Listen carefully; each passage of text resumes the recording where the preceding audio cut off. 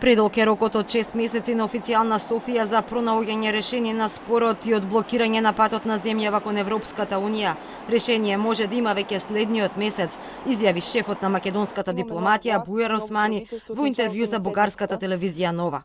Османи оптимизмот го темели на тоа што Бугарија сега има политичка влада, која уште во јануари може да даде зелено светло за старт на преговорите на земјава со Унијата. Министерот со оценка дека односите меѓу Бугарија и Македонија се на најниско можно ниво. Јас разбирам само еден аргумент зошто до сега не се најде решение, фактот дека немаше политичка влада. Меѓутоа сега навистина нема причина зошто да се даваат долги рокови кога има политичка влада, има стабилно мнозинство и во Република Бугарија, и во Република Северна Македонија и може да седнеме уште утре да продолжиме со разговорите и веќе во јануари да имаме решение. Во однос на јазикот Османи смета дека тој не може да биде дел од билатерален спор и треба да се нарекува онака како што е и предложено од Европската комисија македонски јазик. Излезно решение според него може да биде предлог од двете земји да имаат своји унилатерални ставови за јазикот, а Европската унија тоа да го забележи. За внесувањето пак на бугарите во уставот, како и за прашањата како што се говорот на омраза, краткото и долгото име на државата, рехабилитацијата на жртвите од комунизмот, Османи вели земјава даде одговор до Бугарија, но не доби повратен. И за словенечкиот амбасадор Милан Предан долг е рокот од 6 месеци на официјална Софија.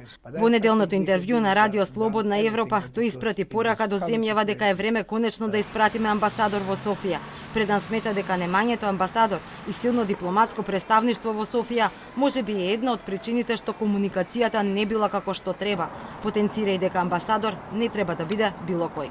This is quite a long time. I believe we are all very much interested that would happen sooner. I cannot predict what is going to happen, but I know that if this dialogue is not going to be really intensive on a daily basis, only in this way we can expect a result.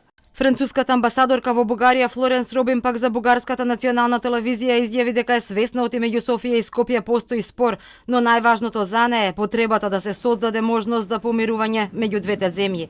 Таа потенцираше дека не станува збор за давање зелено светло за влез на Македонија во Европската унија, туку за почеток на преговори кои ќе траат повеќе години. Инаку новата бугарска влада на премиерот Кирил Петков, која минатата недела ја презема функцијата, одлучи да остане на блокадата за македонскиот напредок во Европската унија и на последниот совет за општи работи на Европската унија кој се одржа во Брисел во вторникот.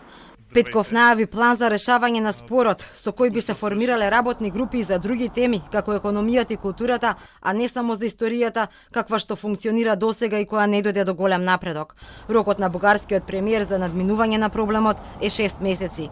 Председателот пак Румен Радев од официјално Скопје бара промена на уставот, а од Брисел гаранции за исполнување на договорот за добрососедство во преговарачката рамка.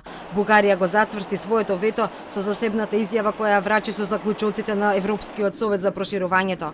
Бугарија вели дека не инволвира никаква форма на автоматизам меѓу усвојувањето на преговарачката рамка и одредувањето на датум на првата меѓувладина конференција меѓу Европската унија и Македонија.